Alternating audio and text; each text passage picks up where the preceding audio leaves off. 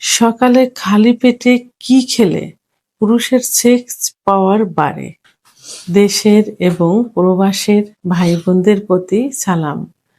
আসসালামু আলাইকুম। আমি প্রভাষক ডাক্তার রিক্তা পারভিন, হোমিওপ্যাথি এবং আয়ুর্বেদিক চিকিৎসক। চেম্বার সেবা হোমিও কমপ্লেক্স অ্যান্ড সেবা ডিজিটাল ল্যাব, উপজেলা মডেল মসজিদের পূর্ব পাশে, শিমুলিয়া, মাগুরা। আজকে খুব গুরুত্বপূর্ণ একটা বিষয় নিয়ে আলোচনা করব, যে বিষয়টি পুরুষের যৌন জীবনের উপর গুরুত্বপূর্ণ ভূমিকা পালন করে থাকে। তো বিষয়টি হলো, সকালে খালি পেটে কি খেলে পুরুষের সেক্স পাওয়ার বাড়ে? সাধারণত আমাদের প্রশ্নগুলো এমন থাকে যে ন্যাচারাল কোন খাবারগুলো খেলে সেক্স উত্তেজনা বাড়ে বা দীর্ঘ সময় সহবাসে লিপ্ত থাকা যায়। কারণ ওষুধ খেতে খেতে এখন কেউ আর ওষুধ খেতে চায় না, অনেকে ন্যাচারালের প্রতি ঝোঁক এসে গেছে। কিছু কিছু ফ্যামিলি আছে যারা শুরু থেকেই তাদের বংশগতভাবে বলতে গেলে ন্যাচারাল খাবার খেয়েই কিন্তু সুস্থ থাকে। তারা চিকিৎসার প্রতি অতটা আগ্রহী না বা চিকিৎসা নিতে চায় না। এমন কিছু কিছু রক্ষণশীল ফ্যামিলি আছে যে তারা মানে পূর্বে থেকেই ন্যাচারাল খাবারের প্রতি আস্থা রাখে। ঠিক তেমনি অনেকেই প্রশ্ন করে থাকে যে কোন খাবার খেলে যৌন ক্ষমতা বাড়বে বা যৌনতা ভালো থাকবে। কারণ ওষুধ এখন অধিকাংশ ওষুধই অন টাইম হয়ে গেছে, এটা অনেকেই বুঝতে পেরেছে যে যখন ওষুধ খায় তখন রেজাল্ট আসে, ওষুধ ফুরিয়ে গেলে আরো বেশি ক্ষতিগ্রস্ত হয়ে যায়। যতটুকু উত্তেজনা আসে, উত্থান হয় বা ইচ্ছা হয়, তার থেকে বেশি ক্ষতি হয়ে যায়। এমন একটা পজিশনে চলে যায় যে প্যারালাইজড মতো হয়ে যায়, এমন কিছু মন্তব্য থাকে। এই জন্য অনেকেই এখন আর ওষুধ খেতে চায় না। মূলত ন্যাচারালের প্রতি ঝোঁকটা বেশি। আর ন্যাচারাল মানেই কিন্তু ভেষজ, তাই না? আর এবং ন্যাচারাল কিছু ফলমূল এইগুলা। তো তো আজকে আমি এমন কিছু খাবার নিয়ে আলোচনা করব যে খাবার খেলে পুরুষের সেক্স ইচ্ছা উত্থান সব বৃদ্ধি পাবে এবং সেটা স্থায়ীভাবে থেকে যাবে। তো মেডিকেল সায়েন্স অনুযায়ী আজকে আমি এই বিষয় নিয়ে আলোচনা করব। যৌন ক্ষমতার উপর প্রভাব ফেলে চারটি জিনিস। সেই চারটি জিনিস কি? টেস্টোস্টেরন অর্থাৎ পুরুষের হরমোন, ব্লাড ফ্লো বা রক্ত চলাচল, নার্ভাস সিস্টেম অর্থাৎ স্নায়ুর শক্তি, এনার্জি মেটাবলিজম শারীরিক শক্তি উপাদান। এই চারটি যৌন ক্ষমতার উপরে প্রভাব ফেলে। তো এখন এই চারটি জিনিসকে ঠিক রাখার জন্য খালি পেটে খাওয়া কিছু খাবার এই চারটি জিনিসের সরাসরি কাজ করে থাকে। তো আজকে আমি সেই চারটি খাবার নিয়ে আলোচনা করব। তো মূলত আমি যে বিষয় নিয়ে যে খাবার নিয়ে আলোচনা করব, এটা দেখা গেছে যে মানে আমি ইসলামিক দৃষ্টিকোণ থেকে যেটা বলবো, যে আমার মহানবী সাল্লাল্লাহু আলাইহি ওয়াসাল্লাম বলেছেন মানুষের রোগ মুক্তির প্রধান দুইটি খাবার হলো কালো জিরা এবং মধু। তো তিনি ফজরের নামাজের পরে খালি পেটে কালো জিরা এবং মধু খেতেন।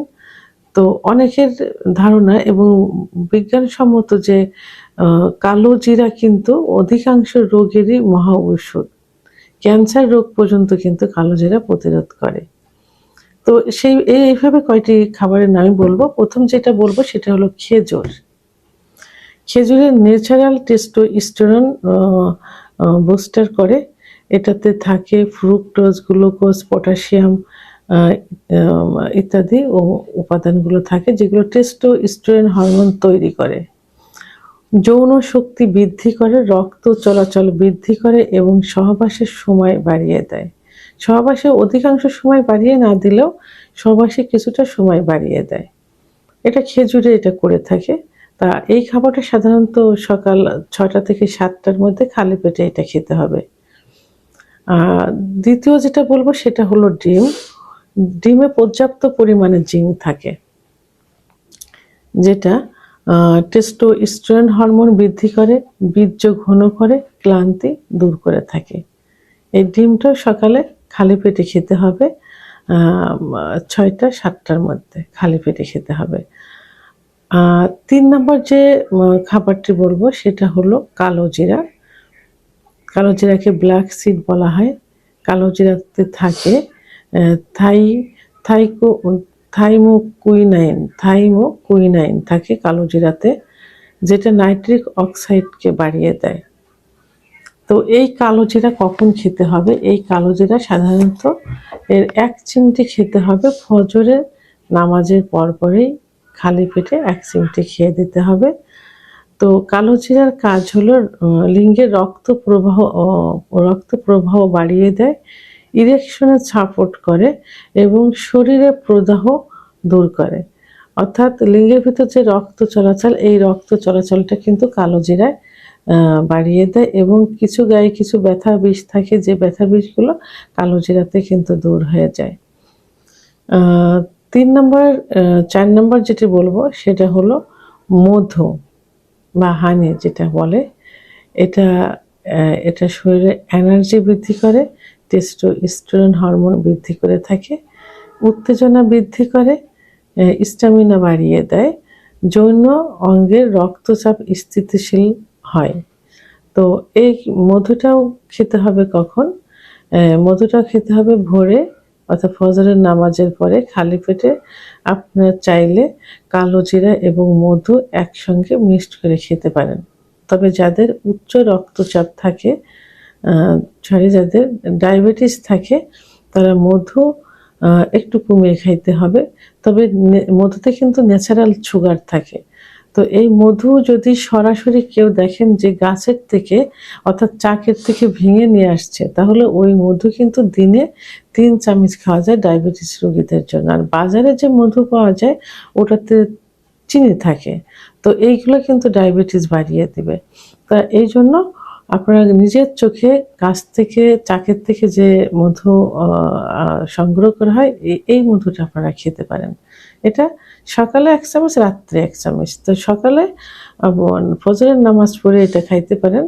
তো সেক্ষেত্রে কালো জিরা এবং মধু একসঙ্গেও খেতে পারেন।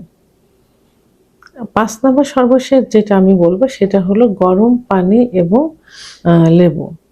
লেবুতে কি থাকে? লেবুতে ভিটামিন সি থাকে, যেটা রক্ত পরিষ্কার করে এবং রক্ত চলাচলে সাহায্য করে থাকে। রক্তনালী পরিষ্কার করে রক্ত সঞ্চালন উন্নত করে, স্পার্ম মোটিলিটি বাড়াতে সাহায্য করে, অর্থাৎ যে শুক্রাণুকে সুরক্ষিত করে, শুক্রাণু সঠিকভাবে কিন্তু স্বাস্থ্যসম্মত সঠিকভাবে তৈরি করে। তো এই জন্য এই গরম 1 গ্লাস গরম পানির ভিতরে, কুসুম গরম পানির ভিতরে 1 চামচ লেবুর রস দিয়ে এটা খেতে পারেন। সকালে খালি পেটে 6টা-7টার মধ্যে খেতে হবে। তো এখন যে ন্যাচারাল 5টি খাবার আমি বললাম, এই ন্যাচারাল 5টি খাবার যদি আপনারা নিয়মিত 1 মাস অর্থাৎ 30 দিন খেয়ে যান, তাহলে কিন্তু খুব ভালো একটা রেজাল্ট চলে আসবে।